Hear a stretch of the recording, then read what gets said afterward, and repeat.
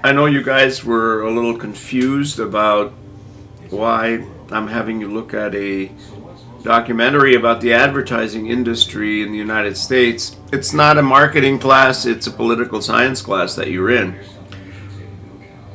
I hope that you'll think about how the techniques of the advertising industry and the marketing industry, how they do research on consumer tastes and vulnerabilities, and how they design their campaign to sell something, could be and is in fact used to package and market candidates for office.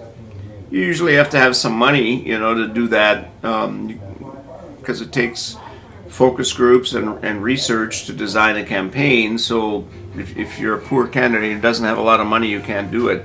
But most candidates, even for state and local office, can get some research on what issues might be of interest to their voters and how to sell themselves to their voters. And I use the word sell themselves deliberately.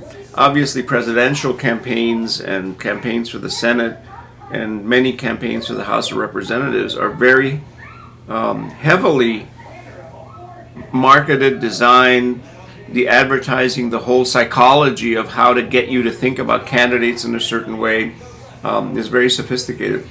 The other thing I wanted to tell you is that even for bigger issues like the whole philosophy of what's right and wrong, whether big government is bad or whether big government can be helpful to people, a lot of that itself, beyond the candidates, is very heavily pre-designed. In other words, there are efforts to appeal to people and basically sell them on these different positions.